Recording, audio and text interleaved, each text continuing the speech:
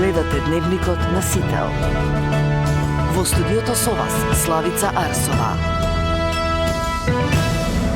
Добро вечер и добре дојдовте. На почеток на Дневникот гледаме кои настани го одбележаа денот. Љупчо Пецов ѓаволот се предаде на полицијата, но наместо во шутка оди во куќен притвор од здравствени и безбедносни причини. Советот на јавни обвинители утре ќе избере веден наследник на Коцевски. Власта го обвини поранишниот обвинител дека тактизирал со оставката за да застари предмети. 54 актуелни и поранешни градоначалници не го пријавиле имотот во ДКСК. Меѓу нив се и Арсовски и Ѓоргиевски. Опозицијата ја бойкотира расправата за резолуцијата за мигрантите поднесена од власта. Редица од граѓани кои се сомневаат во точноста на Safe City на првиот ден од отворањето на специјалниот шалтер. Мојот проблем не стигаат СМС пораки. Се уште не. А ви стигна ли некоја опомена до сега? Не. Немам забелешка, само се прошири низ цела Македонија. Тепачка во Бугарското собрание на расправата за Козлодуј. В залата виждам, така че ако може и това да бъде усмирено. Колеги, моля да си седнете на местата.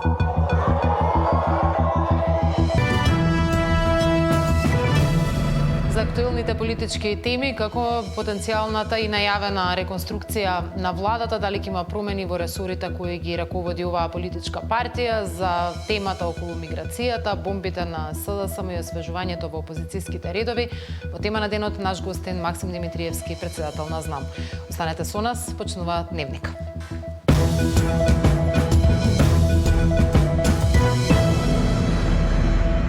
Македонија напорно работи да ги исполни условите за членство во Европската унија, порача премиерот Мицковски при влегувањето на самитот на Европската унија за Западен Балкан во Брисел. Сепак, како што рече, блокирана е од вештачки причини, зашто ќе зборува и на состанокот. Бугарскиот премиер пак порача дека нема отворени спорови со Македонија и дека компромисот кој е постигнат во јули 2022 е европски договор. Добро е кога Западен Балкан е во оптиката на Европската унија. Тоа е охрабрувачки за граѓаните на Западен Балкан, затоа што на тој начин се покажува интересот за нашата заедничка иднина, бидејќи Западен Балкан географски припаѓа на Европа и логично е да заедно се интегрира во рамките на Европската унија. Ние како држава тоа го заслуживме многу одамна, бидејќи нашиот пат започна уште пред 25 години, но поради, би рекол, вештачки причини, ние се уште не можеме да бидеме дел од европското семејство. Како држава и како влада се обврзуваме да го испорачаме сето она кое што е потребно во овој процес, не поради самиот процес, туку пред се поради македонските граѓани, бидејќи тие тоа го заслужуваат. Така работиме до сега, така ќе продолжиме и понатаму и очекуваме дека билатералните прашања нема да бидат наша пречка, туку напротив очекуваме нашите соседи поддршка во ова наша амбиција да бидеме дел од Европската унија и она кое што е најважно да бидеме оценувани според постигнувањето, а не според билатералните прашања. Позицијата не винаги е била принципна. Ние нерешени двустранни въпроси с Република Северна Македонија нямаме. Ние не водиме никакви спорове с Република Северна Македонија по въпроси, които са свързани с така наречения компромис от юли месец 22 година. Това вече е общо европейска позиция и нашата позиция като страна член е всяка страна кандидат за член на Европейския съюз на базата на собствените си заслуги да бъде оценявана за напредъка си от Съюза, а не от отделна страна членка. В този смисъл ние считаме, че оценката за напредъка по отношение на отварянето на клъстър 1, който е свързан с преговорната рамка, показва едно известно колебание от страна на колегите в Скопие, но това не е въпрос, по който ние даваме своето мнение и отношение. Българската позиция е ясна и тя беше изразена следващи от Народното събрание тази година. Инаку од денешниот состанок се очекува потврда на стратешкиот интерес на Европската унија за проширување со државите од Западен Балкан. Со состанокот председава председателот на Европскиот совет Антонио Кошта, а на него учествуваат представници од 4 држави кандидати или аспиранти за членство во унијата од регионот Македонија, Црна Гора, Албанија и Косово. Србија за прв пат одлучи да не испрати свој представник на самитот, ќе учествува и високата представничка на Европската унија за надворешни работи и безбедносна политика Каја Калас.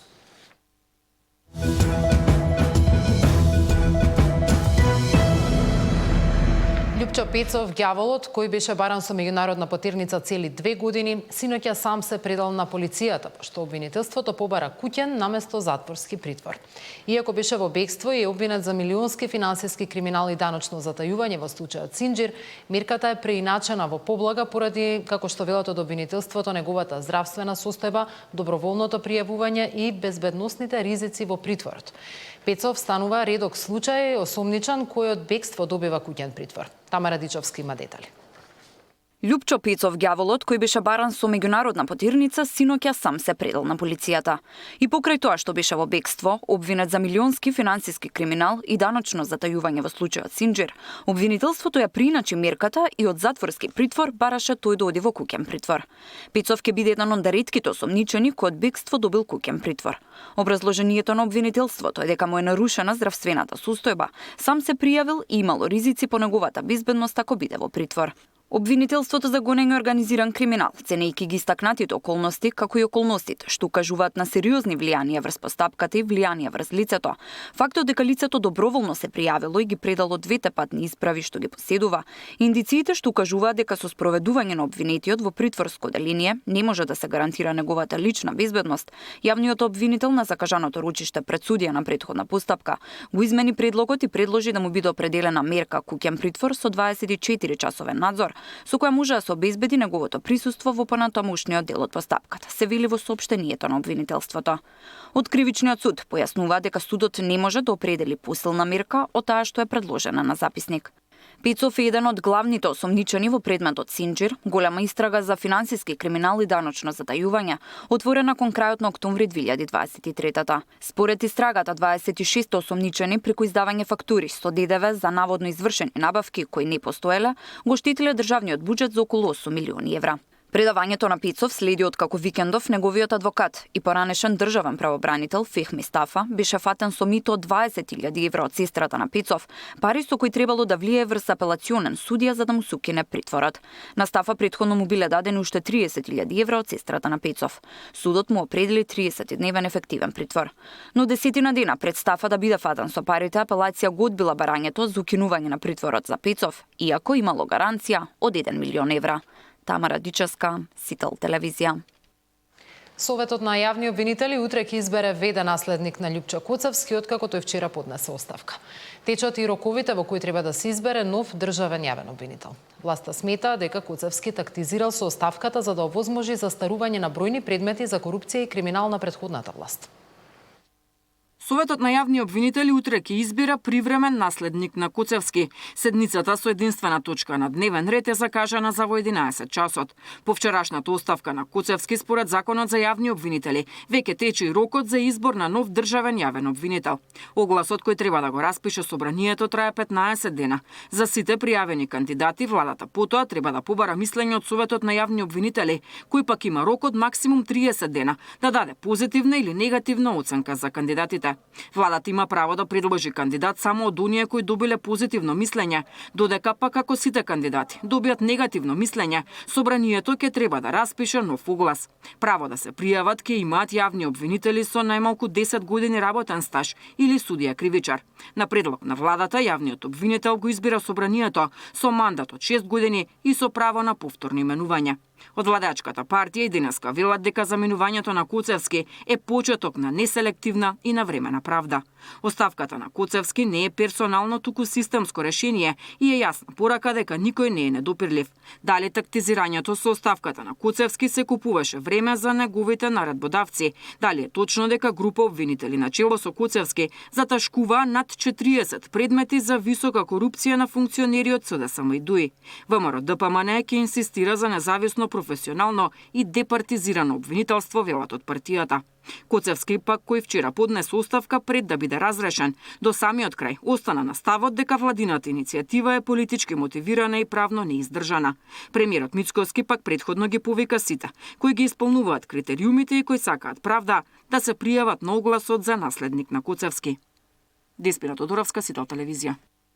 Државната комисија за спречување на корупцијата објави дека вкупно 54 градоначалници, поранешни и актуелни, не ја исполниле законската обврска за пријавување на имотната состојба и интереси. Според антикорупцијска, 35 лица не поднале анкетен лист по престанокот на функцијата, додека 19 не го сториле тоа по изборот на нов мандат на последните локални избори. На списоците се најдоа и поранешната градоначалничка на Скопје, Даниела Арсовска, како и актуелниот градоначалник Орце Ѓоргиевски, кој се појавува на двата списоци и како поранешен градоначалник на Киселавода и како нов градоначалник на Скопје. Од неговиот кабинет велат дека тој не стигнал навреме да го пополни анкетниот лист поради бројни работни активности и средби, но уверуваат дека обврската ќе биде исполнета. Од ДКСК најавија дека за сите кои натаму нема да ја пријавуваат имотната состојба ќе следуваат прекршочни постапки, а законската казна за оваа повреда изнесува од 300 до 500 евра. Опозицијата ја бойкотира расправата за резолуцијата за мигрантите поднесена од власта. Редица од граѓани кои се сомневаат во точноста на Safe City на првиот ден од отворањето на специјалниот шалтер. Мојот проблем не стигаат SMS пораки. Се уште не. А ви стигнали некоја опомена да се? Не. Немам забелешка, само се прошири низ цела Македонија.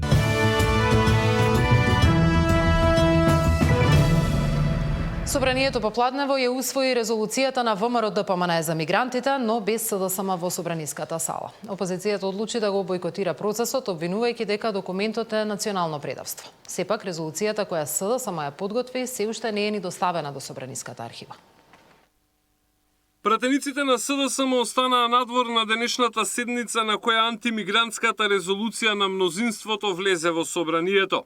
Се укажува и се поништуваат политиките на поранешната влада, поврзани со мигрантски кампови, и се нагласува значењето на јавната стабилност и меѓуетничките односи и се повикува на одговорен јавен дискурс и почитување на фактите кои што имено од институциите и од британската амбасада беа укажани овие денови.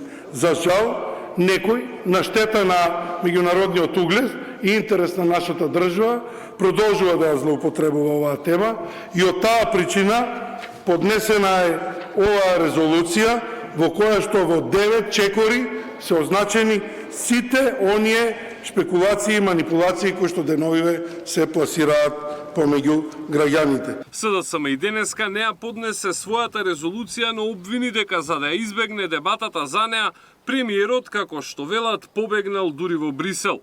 Откако побегна премиерот, нормално побегна и неговите министри. Затоа, во знак на протест против вакво понижување на собранието и на граѓаните, пратениците на СДСМ ја напуштија седницата. ДПМН е свесно и намерно побегна од расправа во највисокиот законодавен дом. Планот е прво избори, а потоа мигранти во Македонија, нормално за пари.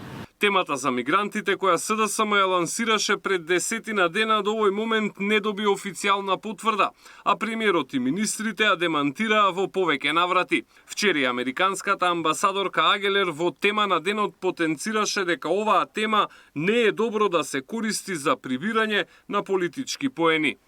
Александар Спасовски, Сител телевизија.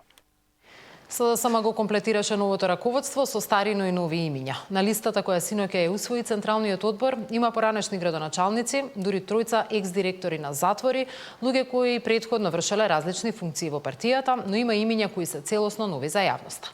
ВМРО-ДПМН обвини дека станува збор за рециклирани кадри блиски до Заев и дека СДСМ влегува во стечајна постапка. Поранешни партиски функционери и екс-градоначалници, директори против кои се водат судски постапки, пратеници. Ова е дел од освежувањето во СДСМ со кое Венко Филипчек ја реформира партијата и ќе води битка за рушење на власта. По седницата на највисоките партиски органи одлучено Александар Сашо Димитриевиќ да остане генерален секретар на партијата, а актуелната пратеничка Јована Тренчевски и докторот Александар Трајановски да бидат новите подпредседатели. Љупчо Фармаковски станува организацијски секретар на партијата. Најголемо внимание привлече листата на имиња кои ќе го сочинуваат извршниот одбор каде влегуваат и поранешниот директор на затворот Скопје Филип Андов, кој во моментов е обвинет дека ја злоупотребил положбата и овозможувал спровод на осуденици за приватни потреби. Поранешниот претседател на општинската организација Битола близок до Васко Ковачевски и екс-директор на Битолскиот затвор Драган Крајовски стана дел од извршниот одбор. На листата си и екс-градоначалникот на Ѓорче Петров, Александар Наумовски и Андреј Жерновски. По повлекувањето од партијата во март, откако беа објавени компрометирачки фотографии, во партиските органи се враќа и Јон Фрчковски. Место има и за оние кои веќе дадоа оставки. Наместо на подпредседателската позиција на Чупеска, сега ќе биде на чело на Советот на партијата. Филипче најави дека ова е новата енергија со која ќе ја движи партијата напред. Ова е тим кој влегува во храбра и многу одлучна борба со оваа ненародна и криминогена и корумпирана власт на ВМРО ДПМН, знам и влен. Нашиот фронт, кој што го објавуваме вечерва постепено и сигурно ќе расте, затоа што ние се спремаме власта да ја вратиме во рацете на граѓаните. Новите имиња на Филипче за ВМРО ДПМН се старите лица на Зоран Заев, која доприватизираа СДСМ. Следниот чекор според нив е стечај на партијата. Наместо нов и свеж кадар, Филипче ги врати старите лица на Зоран Заев. На следните избори 100.000 гласови им се плафон. Представија нова сила, а всушност тоа се стари лица на Зоран Заев, кои заедно со Филипче го доприватизираа и раскрчмија СДС. Ова е убедливо најлошиот состав на СДС, Филипче и Зоран Заев. Приватизацијата на СДС завршува, а наредниот чекор е тежок стечај. Со новото раководство и антикорупцијскиот тим составен од млади луѓе и истражувачи, Филипче најави дека ќе ги разоткривал корумпираните шеми на актуелната власт. Ивана Соколович најдова, Сител телевизија. Нова бомба на СДСМ за сомнителни државни тендери. Опозицијата обвини дека фирма со само тројца вработени, формирана пред 2 години, за 2 месеци добила договори од владата вредни 1,2 милиони евра. Според СДСМ, случајот отвора сериозни сомнежи за фаворизирање и нетранспарентни тендерски постапки. Се работи за Sigmoid Group Doyle Скопје, формирана пред само 2 години. Од кого добива тендери? Од Генералниот секретаријат на владата на Мицкоски и од Созар. Двете владени институции, истите две, вмешани во претходните бомби кои ги објавивме. И како во првата бомба, повторно станува збор за IT опрема. Случајно, нели? Ова е договор со Министерството за финансии, склучен е на 13.10.2025 година и вреден е околу 60.000 евра. Само после 2 дена има нов договор, склучен на 15.10.2025 година со Генералниот секретаријат на владата, вреден речиси 1 милион евра.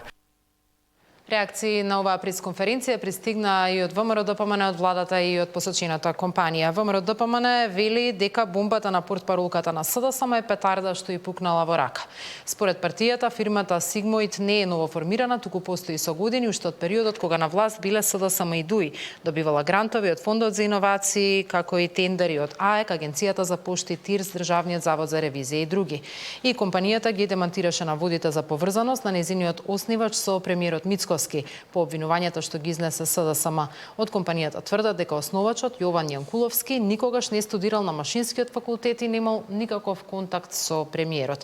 Во демантот се навидува дека Sigmoid е ИКТ групација присутна на пазарот од 2018 со над 40 клиенти и значителни проекти во земјата и во странство. За реформите во СДСМ, но и за потенцијалната потреба од освежување на знам, за можните предвремени парламентарни избори и реконструкција на владата, во тема на денот во продолжение, Валентин Николовски со лидерот на знам Максим Димитриевски. Господин Димитриевски, добро вечер, ви благодарам за учеството во тема на денот во Дневникот на Сител. Добро вечер и на вас и на гледачите на телевизија Сител. За почеток, тоа што е најактуелно од синоќа, СДСМ избра нови подпредседатели, секретари, членови на извршниот одбор и други раководни лица сега излегоа по ова одлука на Централниот одбор. Дали новото раководство во кое според листата гледам има голем дел и од старото, значи нов СДСМ?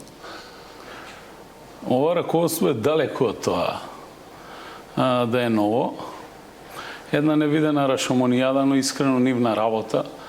Само се потврдува онаа теза што ја зборувам подолг временски период. Не зборувам за членовите на СДСМ, зборувам за раководството. Во членството има прекрасни луѓе. Не добиваат и нема да добијат никоја шанса, бидејќи ова е едно акционерско друштво. Ако во минатото беше 50-50 на релација Заев Филипче, сега е 70-30 во акционерскиот удел. во однос на Заев и Липче и тоа е нивна работа. Нека тераат. Како и да е, ме радува фактот дека од ден на ден се поголем број на членови на СДСМ бараат пристапница во знам и нашите врати се отворени, особено за вистинските социјалдемократи. Бидејќи сте биле долго време, бевте член на оваа партија, па и функционер, каде ја гледате точно причината за тонење на партијата? Сега е во опозиција, што не е добро за политичкиот амбиент во државата, само во лидерството? А таа е заробена партија, функционира по принцип на должничко-доверителски односи. Вие ако погледнете тамо ќе видите луѓе кои што против кои се водат сериозни кривични постапки во моментов. Дополнително и поранешниот и актуелниот лидершип исто така. Нема ништо ново, нема нова идеја. Сите наводно нивни конструктивни политики како опозиција се апсолутно неконструктивни. Креираат фиктивни сценарија, одредени заговори во јавноста со мигрантските кампови и така натаму, и тоа се само обиде да се избега од актуелните политички теми кои што се суштински, например како законот кој што беше во постапка и за среќа остана во постапка, инаку тие бара да биде симнат од дневен ред на разгледување пред парламентот, тоа е законот за судскиот совет. Зошто? Затоа што со тој закон ќе се оневозможи да имаме едно вакво судство како што го имаме. Приватизирано судство или пристрасно судство. Потребна е правда и оваа власт ќе го испорача тоа на граѓаните. Спомнавте членови на СДСМ ви пристапуваат, од друга страна од СДСМ велат обратно, дека се случува обратен процес. Каде е тука вистината и колку тие кадри се реален одраз на идеологија, а не се на клиентелистички однос? Видите, јас не видов зголемување на бројките на овие резултати во корист на СДСМ.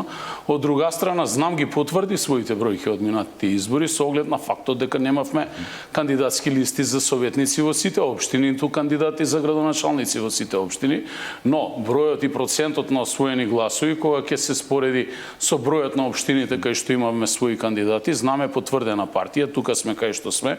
Ние пред неколку дена прославиме 2 години од своето постоење и пред нас следи период на созревање и на раст на нашата политичка партија. СДСМ оди надолу и јас мислам дека ова раководство ќе му прогласи стечај. Сега, дали сметате дека треба да има предвремени избори со оглед дека опозицијата обвинува дека буџетот например е така креиран да биде како изборен, и дали сега од позиција на власт, зборувам за знам, сметате дека би оствариле подобри резултати од локалните каде практично само вие од Куманова ја правдахте да уверувате? Па видите, ние имавме само 2 кандидати на локалните избори во Куманово и во општина Центар. Во општина Центар освоивме забележителен резултат со оглед дека имавме нов кандидат, неафирмиран во јавноста. Што се однесува до останатите бројки низ Македонија, веќе објаснив, значи немавме кандидатски листи за советници во сите општини, што значи дека граѓаните немаа можност да гласаат. Не велам дека ние ќе победевме таму, но секако за да порасне една политичка партија е потребен период на созревање. Созревањето токму го доживувате на изборите. Секои избори за нас се предизвик.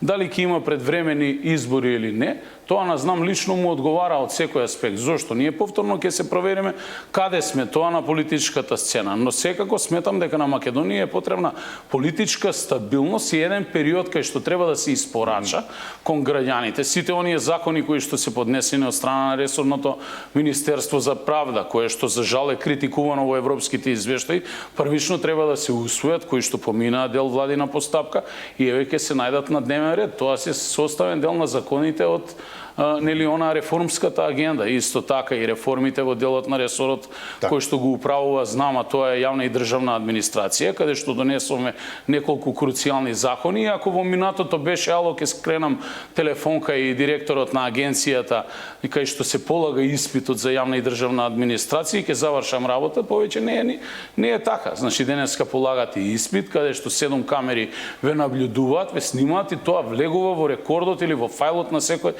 кандидати. И не случајно паѓаат голем број на кандидати. Со тоа, всушност, и во одредено ниво го исполнувате мери системот да се цени на квалитетот, а не на партискиот квантитет, како што тоа беше пракса во минатото. Добро, во однос на ова прашање, последниот извештај денешен од Европската Унија не вели така, вели дека нема никаков напредок во правосудството, дека нема напредок во реформите во администрацијата.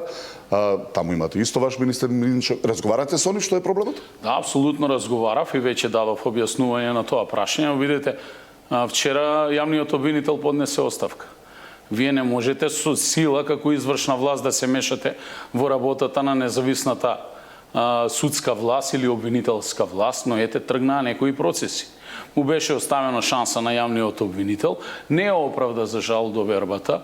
Мислењето во јавноста по однос на таа независна власт во државата е таква. Министерот не може да оди по ходници и да ги разрешува лично судиите, туку треба да се донесат законски решенија кои што ќе дадат можност на оние вистинските професионалци во системот да се одважат и да влезат во процесот на промени преку еден нов состав на Републички судски совет. Исто така и во Советот за јавни обвинители. Но министерот за правда Филков беше тема на критики од Антонио Милошовски, од вашиот коалиционен партнер од ВМРО ДПМН, премиерот Мицкоски практично веднаш потоа се огради од неговата изјава, но вие колку сте задоволни од Филков лично, например, но и од уште еден подресор, директорот на ПИОМ, каде што има сериозен проблем со полнењето на буџетот на ПИОМ? Првично, несреќната изјава на Антонио Милошевски е таква каква што е негово лично согледување. Среќа што тој не е премиер. Доколку еден ден стане премиер, нека ги бира луѓето во владата. Ние знам сме задоволни од нашите кадри како ја вршат својата работа, а секако дека во рамките на партијата дискутираме многу отворено на сите теми, вклучувајќи го и составниот дел на нивното секојдневно работење како и менаџирање со две ресорни министерства. Што се однесува до останатите функционери кои што се одзнам во пониските ешелони на власта, исто така имаме редовни состаноци, брифинзи, координации, кај што разговараме, и она што е битно за нас е дали партиската програма на ЗНАМ, која што е составен дел на владината програма, се имплементира на дело. Го споменавте ПИОМ, па не гледам дека пензиите доснат. Полнењето на касата и на фондот не зависи директно од директорот на ПИОМ. Тоа се наменски средства кои што се уплаќаат на таа сметка. Многу е побитно колку менаџерот на ПИОМ ревносно менаџира со тие средства и ги пренасочува и прераспределува дел во фондот за здравствено осигурување, а дополнително и за исплаќање наменски на пензиите. Ако СДСМ направи конгрес и освежување, како што велат на кадрите, истото се случи со ВМРО ДПМН, конгрес, и премиерот најави сериозно освежување и на партиските и на владините кадри, во заедничката коалициона влада, па оттаму е прашањето дали Максим Димитриевски планира истото да го стори и во партијата и во понудата во ресорите во владата. Секако правиме редовни координации со премиерот, разговараме на оваа тема, тој има апсолутно право како мандатар да предлага нови имиња за ресори, од кои што не е задоволен во нивното работење, тоа ги опфаќа и кадрите од ЗНАМ. На оваа тема немаме се уште разговарано, доколку се отвори дискусија, ќе поразговараме аргументирано, доколку постои потреба, знам да освежи дел од своите кадри. Видете, не може поединец никогаш да биде пред системот, ниту пак партијата заложник на никој, почнувајќи или тргнувајќи од мене како председател на партијата, па се до најобичниот член внатре. А во рамките на партијата? Во рамките на партијата ние одржавме веќе конгрес. Утре имаме закажано седница на извршени на Централен одбор, кај што ќе ги разгледаме сите извештаи од претходните избори, дополнително ќе донесеме одредени заклучоци, ќе имаме надоградување на нашите капацитети во одредени општински организации, бидејќи верувајте ми дека имаме општински организации, каде што имаме можеби по 10 на 15 члена, а имаме освоено и по 2 советници. Значи воопшто немате партиска инфраструктура, имате добиено поддршка, но имаме и општински организации каде што сме имале посериозна поддршка, а сега таа поддршка значително е опадната. Значи ќе треба таму реформа. Тука ќе треба да се надополни капацитетот. Па не сме ние во состојба да правиме некои сериозни реформи. Ние сме нови, ние треба да надоградуваме капацитети и секако да ги бараме и нашите грешки и пропусти. Тргнувајќи, значи по општинските организации, а секако и во моја Куманово, кај што менажирам по трет пат. ДПМН знам прават национално предавство со договори мигранти за пари ја продаваат Македонија. Вака вашите поранешни партиски другари ве именуваат во однос на шпекулацијата дека во земјава ќе се носат мигранти во договор со Велика Британија. Кој е ставот на знам по ова прашање? Генерално сте разговарале во рамките на коалицијата или во владата за вакво нешто? Првично тоа како ќе не ословат уопште нас не тангира. Значи тоа кажува за нивното ниво на политичка култура. Ние немаме намера да навредуваме како сериозна политичка партија. Да, разговарано е во владината коалиција и никогаш не е отворено прашањето за отварање на мигрантски кампови во Македонија, бидејќи Македонија нема таков капацитет. Апсолутно. Ни легални, ни нелегални? Значи, нелегални можеби и има, затоа што знаеме дека мигрантите се присутни во Македонија и транзитираат низ Македонија, особено во регионот на Кумановско-Липковскиот крај, но тие се само во транзит. Имаме официјални транзитни центри, каде што поминуваат мигранти кои што ќе ги евидентираме, застануваат на тие места и тоа е систем организиран. Што се однесува до кампови за сместување или враќање на мигранти од странство овде апсолутно не станува збор, но во ниту еден момент не е разговарано, ниту пак постои можност во Македонија да биде отворен таков камп. Дали денешната изгласана резолуција на владините партнери во собранието е доволна заштита дека такво нема да се случи или доволно уверување на јавноста дека нема да има ниту станови, ниту кампови, ниту било што за мигранти? Нам ни требаат станови за млади брачни парови во Македонија, не ни се потреби станови за мигранти во Македонија. Тој луксус можат да си го приуштат побогатите држави во светот. Јас вчера бев на една конференција во Белград, кај што баш разговарав за демографските процеси во Македонија, што ние како локални самоуправи преземаме на тоа поле и во делот на социјалната заштита на нашите граѓани, јасно и отворено кажав таму. Тие кои што своевремено спроведувајќи меѓународната политика последните 40 години, тоа се најбогатите држави во светот, доведува во вакво дереже, да се создадат вакви социјекономски услови во одредени држави, па и војни, и да вака масовно граѓаните мигрираат од еден на крај на светот во друг крај на светот, тие треба да го бараат и решението и да го решат проблемот. Со тоа што помалку ќе трошат пари на војна, а повеќе ќе трошат во инвестиции во економија во тие држави, за да граѓаните се вратат таму кај што се родени, бидејќи секој има амбиција да оди таму кај што е роден, а инаку во Македонија нема простор. Македонија ова приказна ја заврши 99-2000 година, која што беше многу неблагодарна повторно за нас, бидејќи знаеме што ни се случи во 2001 година, кај што прифативме голем број на избеглици, голем број на мигранти, испаднаме хумана држава, ние сме хумана држава, но да не заборавиме дека пред 10 година низ Македонија мигрираа по 20.000 мигранти на 24 часа, а немавме помош од никој, дури меѓународната заедница се вклучи многу подоцна. Значи нема простор за отварање на мигрантски кампови во Македонија и точка. Каде ја гледате иднината на евроинтеграциите, со оглед дека имаме една новонастаната состојба од една оптимистичка најава на премиерот дека ќе се интензивираат сериозно разговорите и со Софија и со Брисел за решавање на спорот, тоа беше условот за отворање на поглавјата, меднување на бугарите во преамбулата на условот, па дојдовме во една ситуација да Бугарија вели дека е тоа работа само на Македонија со Брисел, таму падна и владата, што правиме? Видете, разговорите се секогаш позитивни и добри.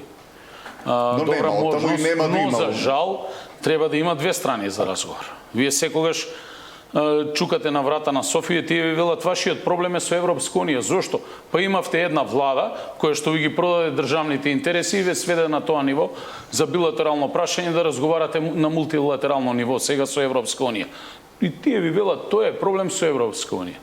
Нема решение на ова прашање, се до моментот додека не дојдат вистинските гаранции од Европската Унија по основ на идентитет, јазик, самобитност, култура и историја, во другиот дел мора да постои реципроцитет, бидејќи не може едната страна да почитува се, другата страна да не почитува ништо. Одлуките од Страсбур, барем една, ако не повеќе, треба да се спроведат. А зошто македонците или тие кои што по етнос, по нација, по етнос се чувствуваат во Бугарија, македонци да немаат можност да отворат, ако не повеќе, барем едно свое друштво таму и да го регистрираат официјално. Значи, за да се игра една игра, потребни се двајца. Во овој момент ние сме фатени во коло и се вртиме во круг. До кога тоа ќе трае?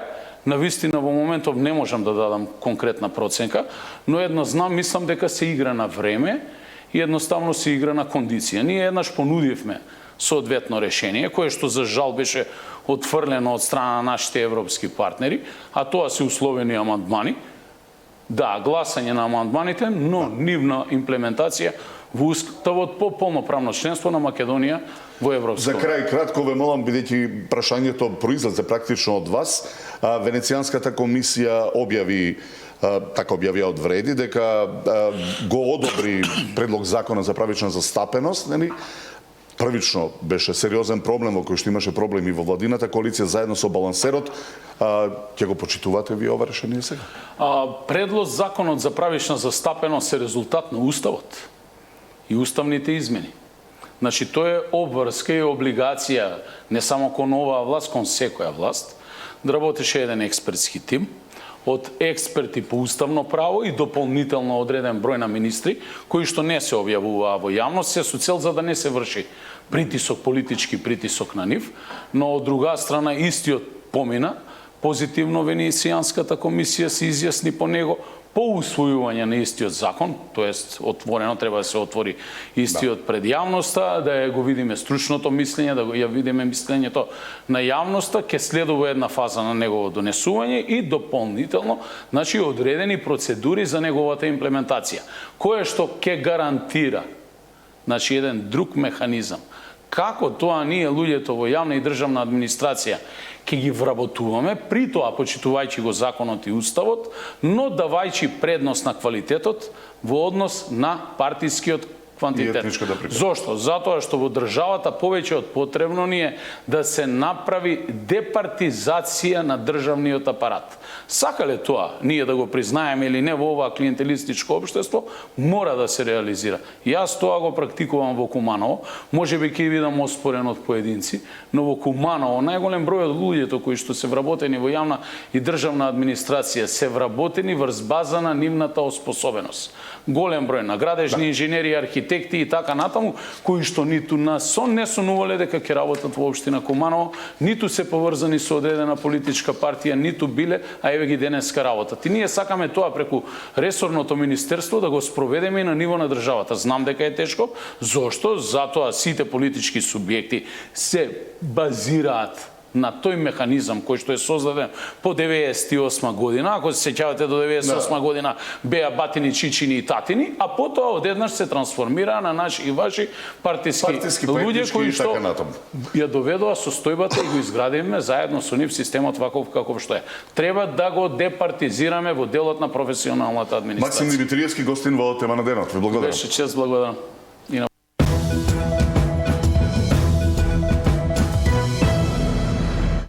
МВР отвори посебен шалтер, безбеден град, каде граѓаните можат да ги ажурираат контакт податоците што ги доставиле при регистрација на возилата, како и да пријават опомени со неточни информации. Измени може да се направат и во станиците за технички преглед, каде има референт на МВР. Уште на првиот ден се создаде колона од граѓани кои или не добиле ниту една опомена, па се сомневаат во точноста на податоците или добиле предупредување за погрешно возило. Доколку направите прекршок, камерите на Safe City системот секако ќе ве регистрираат.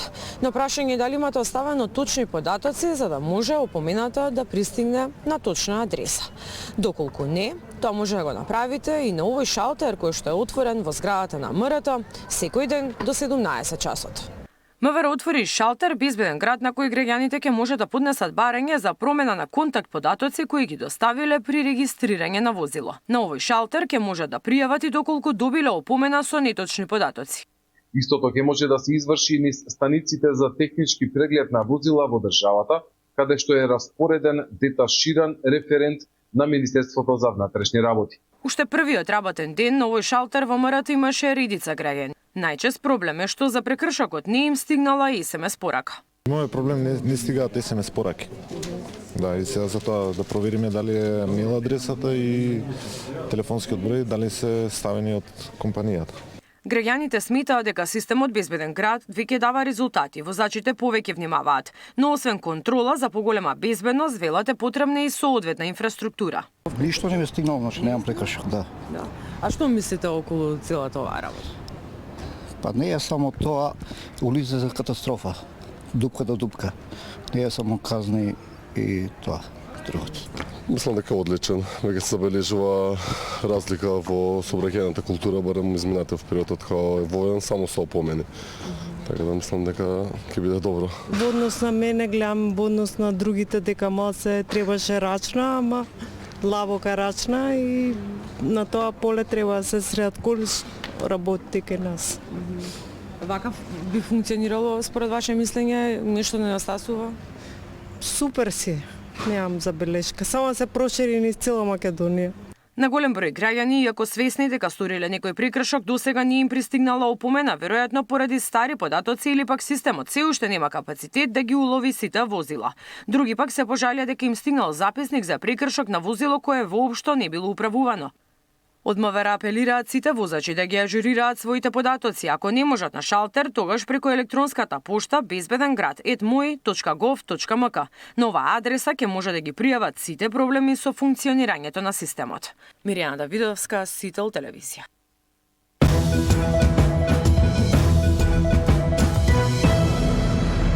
Кинеската амбасадорка во посета на штипската компанија Јофатекс. Покрај бизнис соработка се најавуваат и можности за проекти во културата и образованието. Кинеската амбасадорка ја посети штипската Јофатекс, компанија која соработува со Кина повеќе од 20 години.